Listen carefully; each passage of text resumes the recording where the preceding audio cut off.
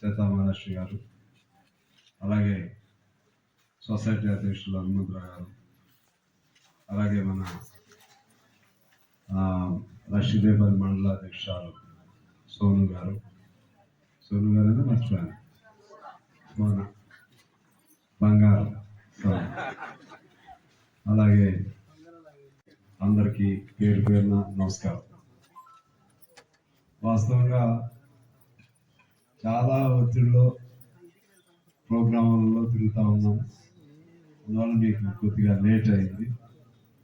వాళ్ళ మార్నింగ్ ఒక స్కూల్లో అదే కాలేజీలో శంకుస్థాపన చేసి మహబూబాబాద్ వెళ్ళి అక్కడి నుంచి మళ్ళీ ఖమ్మం వెళ్ళి ఖమ్మం నుంచి పిండిప్రోలో ఒక నాయకుడు చనిపోతే అటు వెళ్ళి చివరిగా మన రేణుకా చౌదరి గారు మన గెలిచిన మన రఘురామరెడ్డి గారితో మీటింగ్ పెట్టి మన విమానాశ్రయం జారిపోయేటప్పుడు దానికోసం వెళ్ళాను.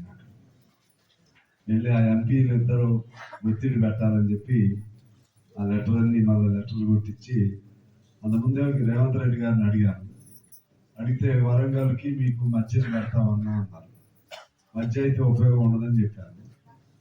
సరే ఇప్పుడేమో అసలు వరంగల్ అని అంటున్నారు. అది ఎప్పుడో కళ. అది విమానాశ్రయం వస్తే ఎట్లయినా ఇప్పుడు పాల్వంచ కొత్తగూడు రెండు కలిపి ఒక కార్పొరేషన్ అంటే చాలా ఫండ్స్ వస్తాయి. కార్పొరేషన్ అంటే మున్సిపాలిటీ బదులు కార్పొరేషన్ అయింది, రెండు ఊళ్ళు కలిసిపోతాయి. అది ఒకటి వస్తే చాలా డెవలప్ అవుతుంది. అలాగే మన పాల్వంచ ఏపీ స్టీల్స్ ఒకటి చాలా మూతపడ్డాయి. అది 800 మెగావాట్స్ 2 యూనిట్స్ కోసం ప్రయత్నం చేస్తున్నాం. అవి వస్తే అది డెవలప్ అవుతుంది. అలాగే మన బొగ్గు బావులకు సంబంధించి దాదాపు క్లోజ్ అవుతున్నాయి. కొత్త బొగ్గు బావులు ఇంకా రావట్లేదు. వాటి కోసం కూడా ప్రయత్నం చేస్తూ ఉన్నాం. మన రుద్రంపూరు అదే మన ఫైర్ షాఫ్ట్ది దాన్ని అండర్ గ్రౌండ్ మైన్ తీయడానికి ఓసి పేరుతో అది జరుగుతుంది, ఆలస్యం అవుతుంది. ఇంకా మనకి పెరుగడపలో మైన్ రావాలి. ఆ రెండన్నా వస్తే కనీసం సరే అనిసేటిపల్లి అలాగే పురుగుడు చెలక ఇవన్నీ అన్నారు. మళ్ళా ఫీజిబిలిటీ లేదంటున్నారు. ఈ 2 మైన్స్ అన్న వస్తే మన కొత్తగూడెం మళ్ళా బతకడానికి వీలవుతుంది. ఇలా నా శక్తి వంచన లేకుండా చాలా ఇంకా మీకు చెప్పట్లేదు. దాదాపు చాలా పథకాల పేరుతో హైదరాబాద్లో ఉంటే పూర్తి కాలం పార్టీకి కొద్ది సమయం సెక్రటేరియట్ చుట్టూ తిరగటమే నా పని. వాళ్ళని అప్రోచ్ అవ్వటం, ఫండ్స్ తీసుకురావటం. ఆ క్రమంలో ఇప్పుడు ఇది ఉంది. ఇది నేనని నేను చెప్పను. ఇదేంటంటే గవర్నమెంట్గా తీసుకున్న విధానం. అది మొదటి నుంచి కూడా ఆ కాలం తెలుగుదేశంలో కొంత ఇచ్చేవాళ్ళు. రాజశేఖర రెడ్డి గారు అప్పుడు కొద్దిగా పెరిగింది. అలా పెరుగుతూ వచ్చి టీఆర్ఎస్ అప్పుడు 1,00,000 వచ్చింది. ఇప్పుడు 1,00,000 ఇంకొక కానుక ఇస్తా ఉన్నారు. మరి అది ఎప్పుడేమైనా చూడాలి. ఎందువల్లంటే ప్రభుత్వంగా ఇవాళ నేనేమంటారు, దీన్ని దివాళా తీసిన ప్రభుత్వం ఉంది అక్కడ. ఆ ప్రభుత్వం వచ్చింది రేవంత్ రెడ్డికి, డబ్బులు లేవు నాకు తెలుసు. కాబట్టి అయినా ఏదో అన్న ప్రకారం చేయాలని ఏదో తంటాలు పడుతున్నట్టున్నాను. ఇవాళ ఒక పక్క మన రైతు రుణమాఫీ ₹1,00,000 అటెస్ట్ స్ట్రోక్ ఇప్పుడు వాళ్ళు చేశారు. అలా 1,50,000 ఒక దఫా అంటే 2,00,000 మిగిలిన అది. అవి వాళ్ళ ఫోకస్ అంతా వీటి మీద పెట్టేస్తున్నారు. అంటే ముందు రైతు పెద్ద అన్ని లేకపోతే కొంతమంది ఊరుకోవట్ల అదేమైంది. అందుకని మిగిలినవన్నీ పోయి అందరూ సమపాలనలో పరిపాలన జరపాలి ఎప్పుడైనా. ఇది సమపాలనలో సరిపెట్టలేదు. పోటీ ప్రపంచంలో కొద్దిగా వెనకబడితే ఇప్పుడు ఇది మన సీతామహాలక్ష్మి గారు అన్నట్టుగా అదేమైంది ఆ పథకం. అది న్యాచురల్గా ప్రభుత్వాలు చెప్పిన వాటిని అడగాల్సిందే, తప్పదు. వాళ్ళు హామీ ఇచ్చినా చేయాల్సిందే. అయితే సమయం కూడా ఇవ్వాలి, తప్పదు. అంతా వాళ్ళ చేతుల్లో అల్లావుద్దీన్ అద్భుత దీపాలు ఏం లేవు, తెల్లారిపాటికి తీసుకురావడానికి. 10 ఏళ్ళు కూడా అంతకుముందు జరగలేదు కదా. 10 ఏళ్ళు అన్ని అప్పులు అయిపోయి ఉన్నాయి, చాలా అప్పులు అయినాయి. సరే ఇది చూద్దాం, చూసి ఎప్పుడు మనం జనం తరపునే దాని టైం తీసుకుని అన్ని కూడా జరగాల్సిన అవసరం.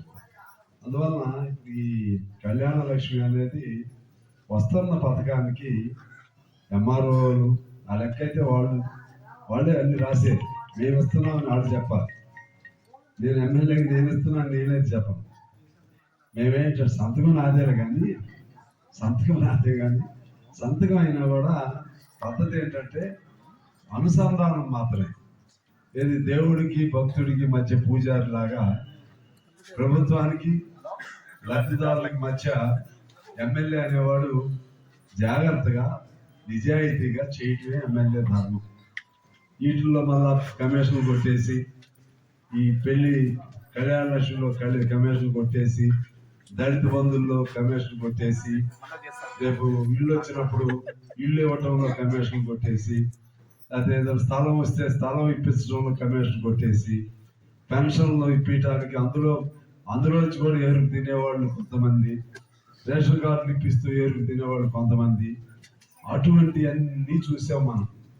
నేను అనుకుంటున్నాను నా టైంలో అటువంటి ఏ ఒక్క తప్పు జరిగినా సరే, ఎవరు జరిగినా సరే, వాడు సిపిఐయా లేకపోతే సిపిఎం కాంగ్రెసా టీడీపీయా ఎవరైనా సరే, ప్రజలకు ఇచ్చే లబ్ధిదారులకు ఇచ్చేటువంటి లబ్ధికి సంబంధించి ఎవడు తప్పు చేసినా ఊరుకునే సమస్య లేదు.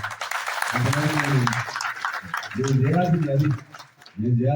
ఎందుకంటే ఎవరో చెప్తారు నేను ఇచ్చా అంటారు. ఎవరు ఇవ్వలేదండి, నా సొమ్మె అది. చాలా మంది నేను నాకు నాచే నవ్వుతా ఉండేది. నేను ఇస్తున్నా, నా ప్రభుత్వం నేను ఇస్తున్నా, మన ప్రభుత్వం అన్న అందరూ వచ్చింది. నేను కొత్తగూడెం శాసనసభలో ఉన్న మా నియోజకవర్గం అంటాను తప్పితే నా నియోజకవర్గం నా పొరపాటు కూడా చాలా మంది నా నియోజకవర్గం ఎంతకాలం ఉంటుందో ఆ నియోజకవర్గం వాళ్ళ చేతులు తేవడం కదా. ఎంతకాలం ఉంటుంది?